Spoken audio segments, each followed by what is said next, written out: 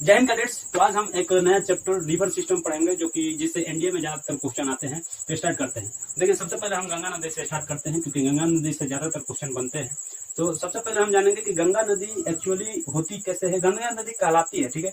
गंगा नदी जैसे हम कहते हैं कि गंगा नदी गंगोत्री ग्लेशियर उत्तराखंड से निकलती है, तो ये 100% बात सही नहीं है। गंगा नदी आकर के आगे बनती है, शुरू से नहीं निकल के आती है। गंगा नदी आकर के कुछ नदियों के संगम से बनती है। तो हम डिस्कस करेंगे कि गंगा नदी कैसे बनती है। देखिए, सबसे पहले एक उत्तराखंड में संतोपत हिमानी नाम है, संतोपत ग्लेशियर, वहां से एक नदी निकलती है। संतोपत ग्लेशियर से एक नदी निकलती है जिसका नाम है विष्णु गंगा, ठीक है। संतोपत ग्लेशियर से एक नदी निकलती है जिसका नाम है विष्णु गंगा। विष्णु गंगा आती है आगे, तो एक यहाँ पे एक और नदी आकर इसमें मिल जाती है जिसका नाम है धौली गंगा, ठीक है। और जहाँ नदी आगे मिलती है धौली गंगा, उसका एक संगम हो जाता है जिसका नाम पड़ता है विष्णु प्रयाग, ठीक है। प्रयाग का मतलब होता है संगम और संगम का मतलब होता है मिलन, यानी दो नदियां आपस में जहाँ मिलती है उसको बोला जाता है संगम। इसका नाम पड़ गया विष्णु प्रयाग, ठीक है। अब यहाँ पे हुआ ये है कि जैसे दोनों नदियां जब आकर के मिली तो दोनों का जो गहराई था बराबर था।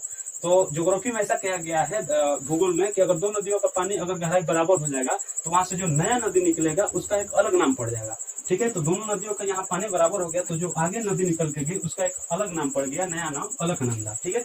तो अलकनंदा यहाँ से एक नदी कहलाई। आगे जब अलकनंदा गई तो यहाँ पे एक और नदी आकर इसमें मिल गई जिसका नाम था नंदाकिनी। एक नंदाकिनी रिवर, मंदाकिनी नहीं, नंदाकिनी रिवर आकर के यहाँ मिल गई और यहाँ संगम हो गया। इस संगम का नाम पड़ा नंद प्रयाग, ठीक है। ऊपर विष्णु प्रयाग, फिर नंद प्रयाग। आगे जब ये नदी गई, यहाँ पे देखिए अब गहराई अलकनंदा का ज्यादा था तो आगे अलकनंदा ही कहलाएगी, जो कि मैंने पहले बताया। तो आगे अलकनंदा जब नदी आगे जाती है तो यहाँ पे कौन नदी आकर मिल जाती है जिसका नाम है पिंडार नदी। पिंडार नदी यहाँ पे आकर मिल जाती है तो इसका नाम पड़ता है कर्ण प्रयाग, ठीक है।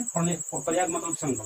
फिर आगे जब ये अलकनंदा जाती है तो एक और नदी आगे इसमें मिल जाती है, कौन सी, मंदाकिनी। मंदाकिनी के भर यहाँ मिलती है जिसका नाम पड़ता है संगम का रुद्र प्रयाग। फिर आगे जब ये नदी जाती है तो एक और नदी इसमें आगे मिल जाती है भागीरथी, ठीक है। उत्तराखंड से गोमो ग्लेशियर से निकलती है भागीरथी और ये मिलती है जाकर के देवप्रयाग में।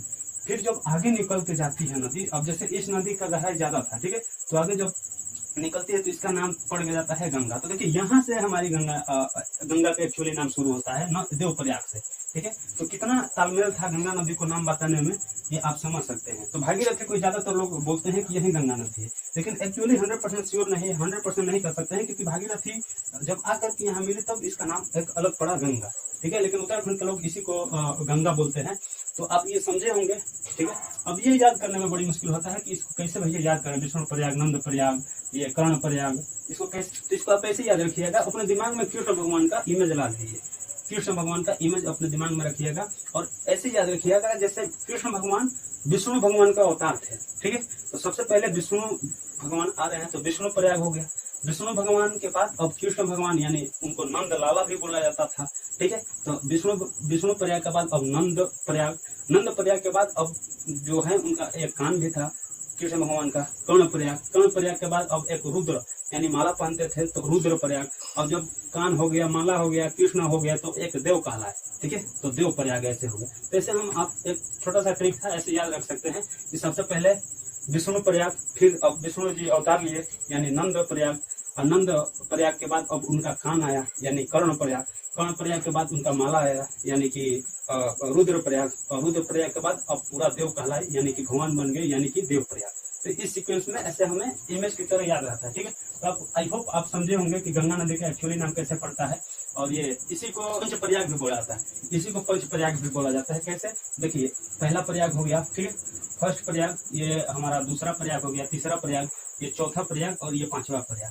तो बोला जाता है कि पांचों पंच प्रयाग का यात्रा करना चाहिए, इससे आपके सभी पाप धुल जाते हैं, ठीक है। आई होप ये वीडियो आपको समझ में आए। फिर मिलते हैं, तब तक के लिए जय हिंद।